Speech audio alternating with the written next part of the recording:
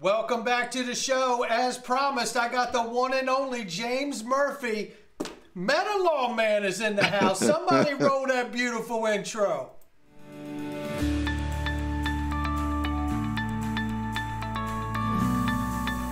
Digital Perspectives with Brad Kimes. Come on in.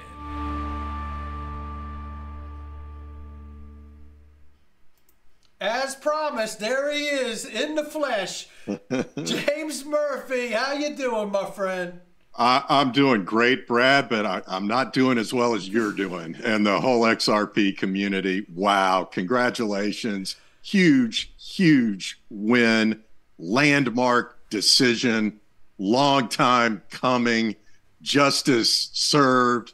I just feel great for you and everybody who's been fighting this fight, for years now, and Larson and Garlinghouse, vindicated for this long fight that they've had to fight. And I'll tell you what, Brad, you really, it's hard to overstate the psychological toll it takes when you are the target, like Garlinghouse and Larson have been for so long.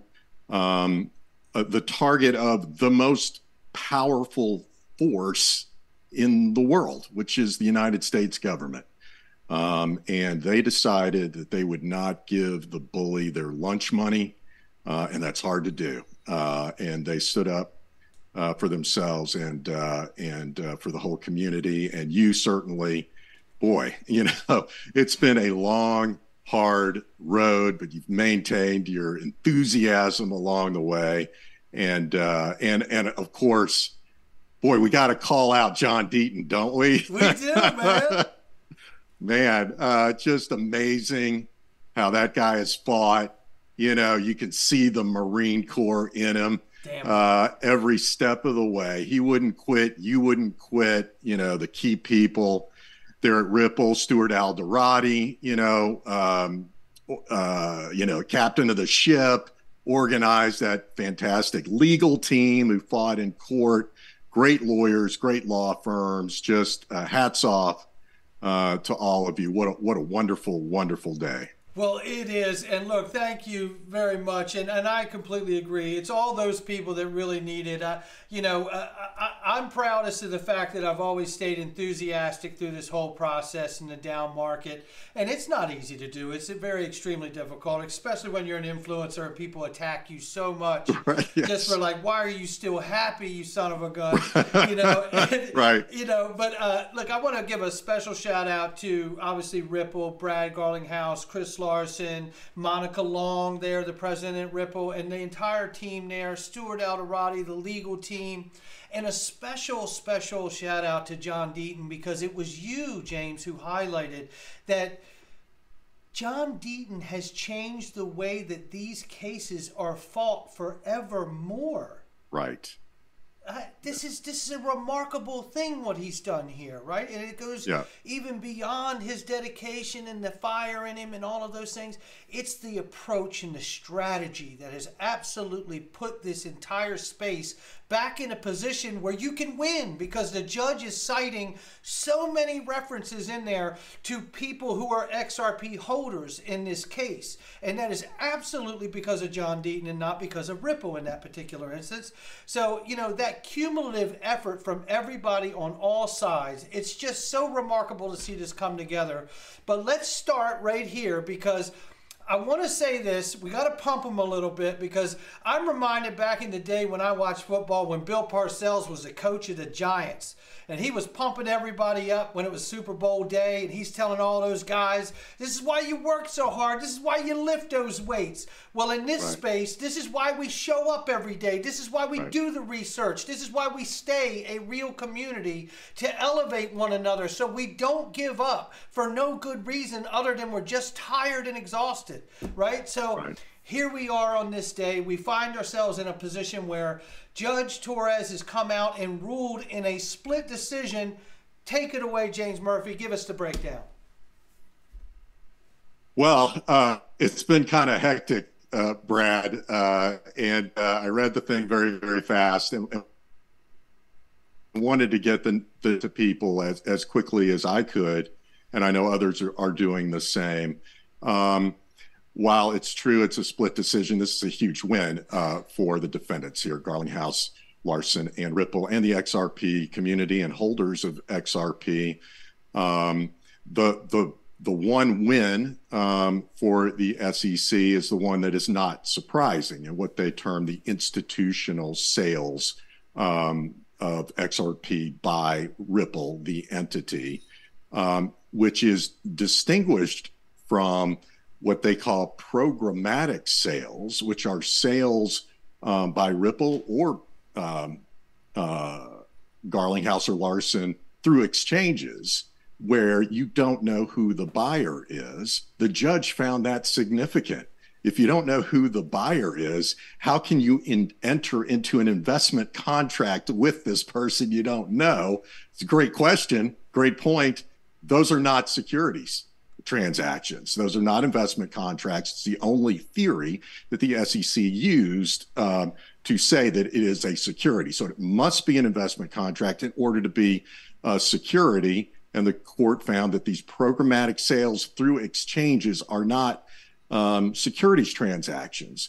And then the final piece there is distributions to employees as compensation or as incentive to third parties to help build applications on the XRP ledger. Those are not securities transactions either, according to this judge. And so that's very big as well, that these people who receive them are not now in the possession of unregistered securities. They're holding commodities. So what's left is, if the SEC wants to, they can have a trial over whether Garlinghouse and Larson aided and abetted on the one thing they won on, which was the institutional sales. So if this were a typical case, in my opinion, there would not be a trial, and the SEC would go straight to an appeal to the Second Circuit Court of Appeals. They would dismiss the aiding and abetting because it's not important. You know, the remedy is against Ripple for institutional sales.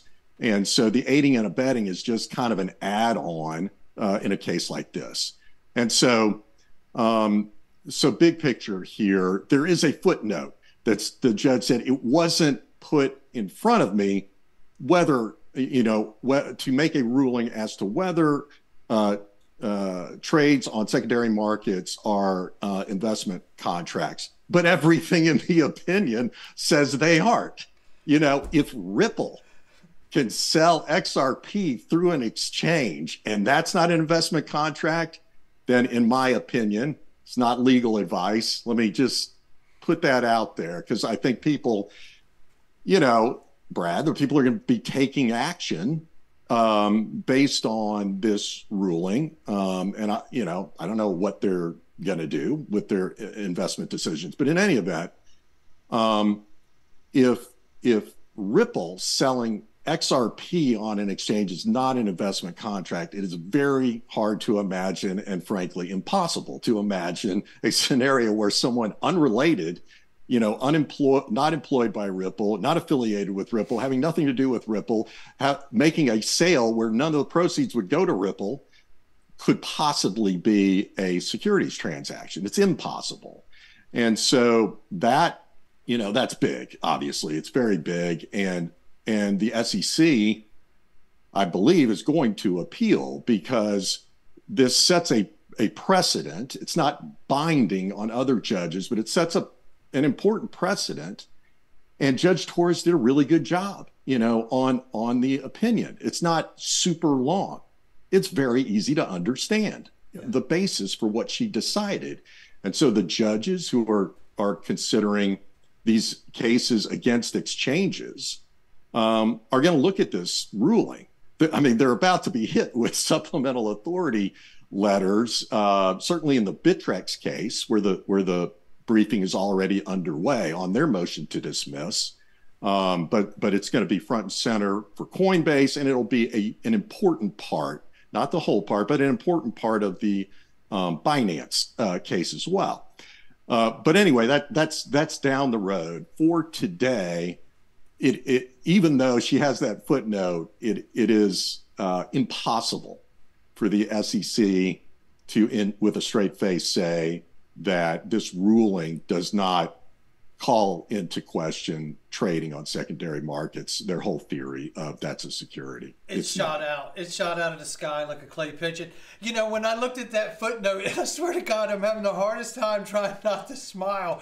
I'm so ecstatic with just, you know, this over 2.5 years, right? I mean, you know, we've been through this. Everybody knows what we've been through. And, you know, it's like, my gosh, what a moment this really is. And when I looked at that footnote that you're referencing, where she said the proper question of whether it is, you know, a security or secondary market sales or securities has not been brought before the court. You know, I thought to myself, like, reading the statements before that, leading up to that footnote, I'm like, well, no wonder you're not going to address it. You just shut it down like 3 blocks sooner than it needed to even be asked. It's like, it seems like she really just headed the whole thing off at the pass, you know? Is that the way she did it? Well, I'll tell you what, you know, not like you, not like the XRP community, but boy, I was on pins and needles reading that thing. And when I hit that sentence that said XRP, the token, is not in and of itself an investment contract, because how could it be? You know, I was like, oh, thank God. Yeah. Thank God. Thank God. You know, so what's funny is, you know, this was all being strenuously debated on Twitter. Would she rule? So the people who said she wouldn't rule are going to point to the footnote and say, see, I told you she wouldn't. And then everybody else is going to say, well, wait a minute. Exactly. Wait a minute. The token's not a security. So, you know, she did everything necessary to send a very, very clear signal there. And let me respond to, you know, the John Deaton approach. It did change forever how these cases will be litigated, because, Brad, it's kind of hard for people to understand, but judges forever, when they see the SEC come into court, the SEC speaks for investors. It is their entire mission, you know, to protect investors and create a market where investors, you know, have fair disclosure, and you can you know, generate capital in our capital markets. They speak for the investors. Well, when you have someone come in and say, no.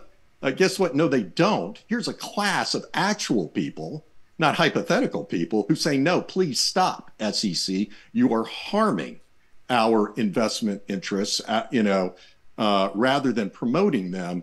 This is shocking to a judge. And you kind of have to be a securities lawyer to have the full understanding of that. Comes as quite a surprise. And so now everybody's going to do it. The second thing I would say, the primary lawyers for Ripple and Garlinghouse and Larson, they also plowed some new ground in sort of putting the SEC on trial, you know, and their own internal the discovery that they were able to achieve against the SEC. I know of no precedent for that. And you know, there was debate along the way in this case about whether the SEC might just quit when these discovery rulings came out, that they were going to have to, you know, hand over Hinman emails and things of that nature. That was a real breakthrough by those lawyers, and they deserve a lot of credit as well for how they handled the case. They do, and I tell you, you know, I want to shout out Stuart Alderoty, who made a statement, because there were so many people that said when the Hinman emails came out, they're really a nothing burger. That was the big thing going around. I was like, hey, I'm no lawyer, but I understand this is more than a nothing burger here, because Stuart Alderoty said it best, I think. What the Hinman emails proved in relevance to the Ripple case was that the SEC was 1,000,000% fostering confusion intentionally onto this space. And it was obvious to see that, and it was also obvious to see they were no longer using the Howey test. They had come up with what they called the Hinman test, and we all know you got to go to Supreme Court to get a test. That's absolutely right. And for me, you know, the Hinman emails really helped me understand the chronology here a little bit better. Because when Hinman says, you know what, I'm going to put out this speech about ETH, let me call my buddy Vitalik just to fact check everything before I do. Then it was either 1 or 2 months later, Garlinghouse goes into the SEC and says, hey, you know, I'd like to have a conversation about Ripple and this XRP. And Clayton says, we're not, you know, back it up. We're not going to discuss XRP. What are you, crazy? You know, when like Vitalik can have like a hotline to the head of the corporate finance, they won't even entertain the discussion with Garlinghouse at all. And it's like immediately after this happens. Yeah. So why would you pick one project? Yeah, I'll talk to him on the phone anytime about anything, you know, but no, Chairman Clayton, Hinman, and whoever else was in that room refused to begin the discussion. They wouldn't say, hey, you know what? Yeah, we gave that speech about ETH. Here's the thing about XRP. We're concerned about these two things. Let's talk about that. Let's see if we can solve for these two things, and maybe we'll give an XRP speech. You know, no. So that's really quite suspicious, and the Hinman emails really helped me understand better how odd that chronology really is. I think it's so well said. And, you know, there's a term I like to put to it from all the work I've seen, and I've come up with the conclusion that it appears to me it is clear that it is regulatory capture of that agency to some degree. And I hope, if nothing else, that there is an investigation done from Congress, warranted from Congress, of that agency to make sure it gets back to the true mission statement of what that agency is built to do, which is protect the investor. And I think there's no greater example, as difficult as it was to move through this process, that we are the quintessential example that the SEC has done exactly the opposite in that case.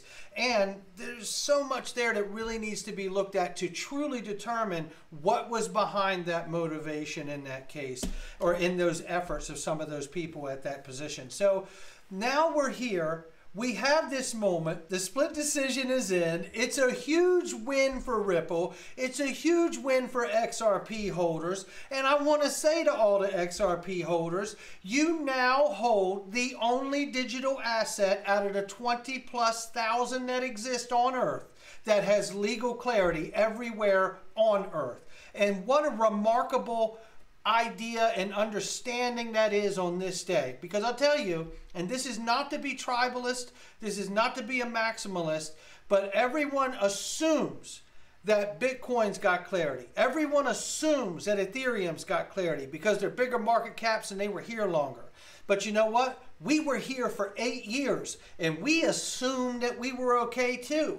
But we were not okay, and we did get sued. And Fred Rispoli, another legal analyst in this space, said, and I think rightfully so, that it may look like, from what we're seeing here, that the rest of the crypto space is going to have to run the Ripple gauntlet themselves the same way, and they better have the coffers to do it. You know, what are your thoughts on that and where we are now, James?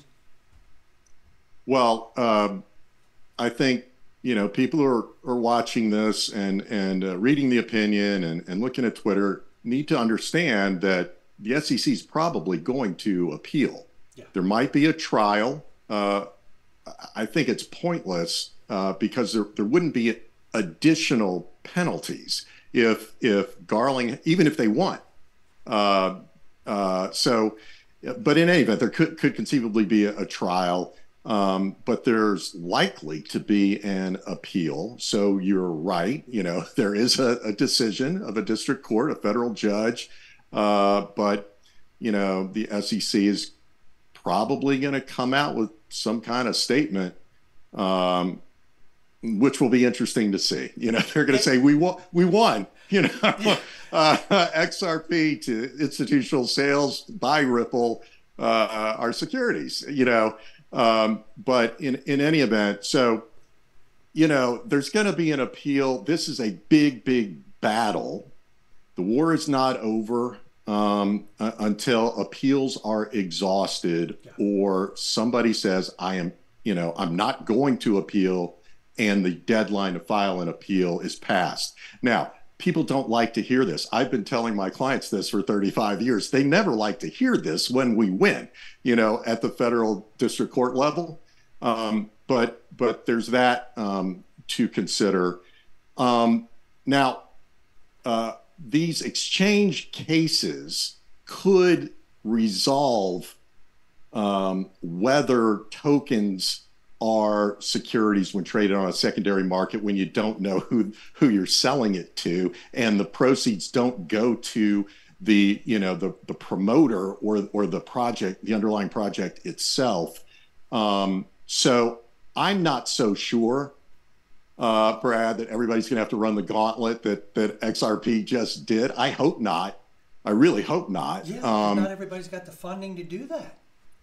Right, and on the question of funding, I have proposed. I forgot now. I think it's Warren Davidson came out with the reorganization bill for the SEC, and I have proposed, and I'm saying it on your show. I believe that when the SEC loses a case, they should pay the legal fees of the defendants, because why in the world would a defendant have to pay millions of dollars? They win, the SEC loses, the SEC just gets to shrug and say, oh, well, I guess we'll just go on to the next case. Exactly. Meanwhile, I'm out millions of dollars. That's right. I don't think that's right. And I think we should reconsider, whether the SEC should pay people when they put them through something like this, and it costs millions and millions of dollars in legal fees. Oh, I'll tell you, any effort that I can help with that,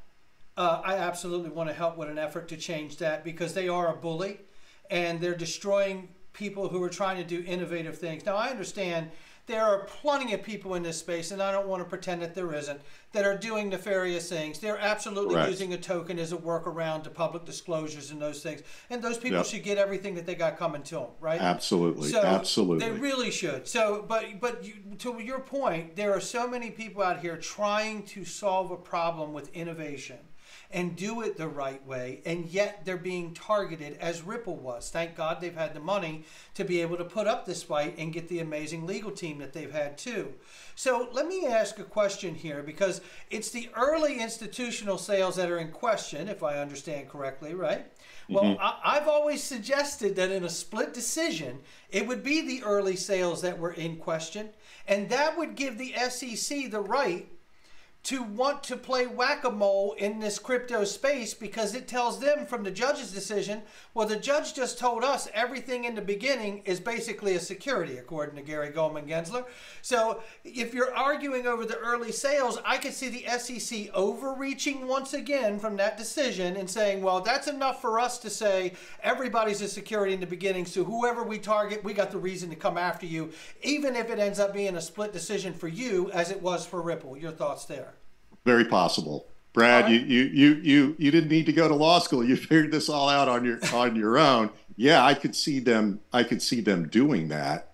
But I'll tell you, it's so weird. They bring these cases and say, hey, Algo is a security, but they don't sue Algorand. In the Coinbase case, I guess Algo's in there and others.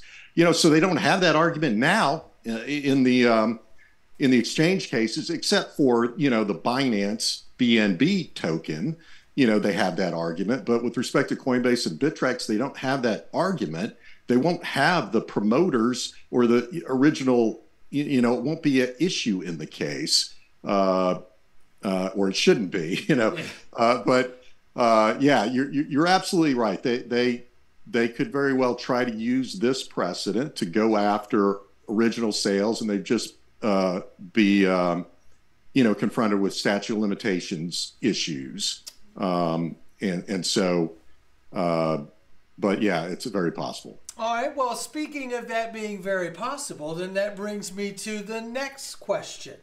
In your professional estimation of looking at what's happening here, how likely is it that we see this case, what's left of this split decision, go to the appellate court and then on to the Supreme Court? Because I don't change my mind that some element of this may continue to go to the Supreme Court. I think it's very likely. Because it undermines the entire innovation.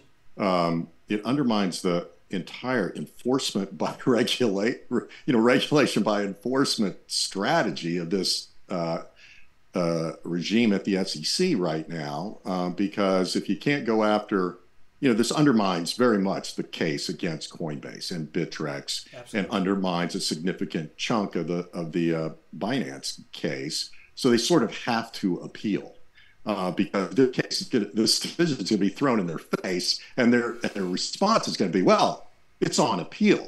Judge Torres made a mistake, So I would rate it highly likely, and I think people need to be aware of that. That there's a chance that things the tables will turn at the Second Circuit, and then the Supreme Court will get it right. I've written something that's going to be published, I think, tomorrow, but about, the Supreme Court decisions in this major questions doctrine. The first one was the West Virginia against the EPA about, regulation of carbon, throughout the country. And then the student loan decision more recently, same thing, was decided on major questions doctrine. Well, guess what? In both of those cases, West Virginia, the plaintiff in the student loan, I think was Missouri, they lost. They lost before they won at the Supreme Court. So things can change, and people need to be cognizant of that. This is a very important battle. It's not the war, but I think Judge Torres got it right. I've said that to you the first time you had me on, when I had 100 followers, several months ago. You discovered me and I appreciate that. But I believe that Ripple will win. This one thing they lost, that might be upheld on appeal, but I like the chances of Judge Torres' decision being upheld on appeal. But to answer your question directly, yes, I think appeal is more likely than not. Yeah, I do too, and I see a part of this going all the way to the Supreme Court because it's look, I'm always reminded of the early days. Stuart Alderati, when they dropped the lawsuit, said goodbye Howey test, hello Ripple test.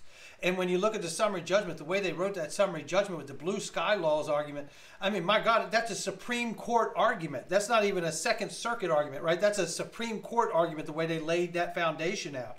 And I feel like, just understanding that dynamic, they're playing the long game. They knew from Jump Street that this had to be done for the entire space, as well as their own company, Ripple, and the use of the digital asset XRP. They figured Ripple would quit. SEC really likes cases where people settle, and so they thought they had a good case where they would just get an order, that there'd be a fine, a big fine, and an order that they could use to hit other people with. Hey, Brad, you want a curveball here? I do. There's a possibility that by the time this case gets to the Supreme Court, there could be an actual statute passed in the United States that says these tokens are commodities from the jump. That's what the Lummis-Gillibrand new bill that was released yesterday says, that if you don't get rights to the ownership rights, equity or debt rights against the issuer, then it is security. And so if that passed, then that would put into question the one ruling that the SEC got. And they'd say, well, that was the law before, and now we have this new law, but, it would be very helpful to everyone, It would be, right? It would be very helpful, right? Because the ultimate thing is that this innovation has the ability to disrupt in the most positive way the financial world, the payments world, right? The ledger world. In so many ways, blockchain, distributed ledger technology, digital assets alike have such a promise of what they're going to do to bring the world into the next age. It is clear, right? It really is clear. So, you know, from someone who has been through that long journey and what it feels like, I do hope for a moment like that for the rest of the crypto space. But I have to say, you know, until we actually see that moment take place, we are facing a moment now where the rest of the market is now looking at one digital asset with actual legal clarity, a decision that's been through the journey, and obviously an appeal is still relevant, you know, and all of those things. I'm not trying to be dismissive of that. But where we are in the journey compared to the rest of the market in legal clarity is clear, obvious, away, and it shows so much promise. Look, I don't know if you know this, but FedNow launches in 7 days. FedNow is domestic payment rail infrastructure for the United States of America financial system. Well, Ripple is a partner to that. I had said that I hoped we would get a decision on or before FedNow's launch because it would be difficult for me to understand that Ripple would be in this case with no decision and FedNow's launching this payment with Ripple as a partner to this huge payment infrastructure, you know. Great point. It's just, you know, and it happened. And it happened, right? So it's like, and to be clear, I don't think that we use XRP on a domestic level because we're going dollar to dollar. You don't need to. But what I do think happens here is FedNow payment rails are going to organize the domestic liquidity inside the financial system to be able to, at some point in the future, call on it to use to settle large value cross-border transactions using a bridged asset like XRP.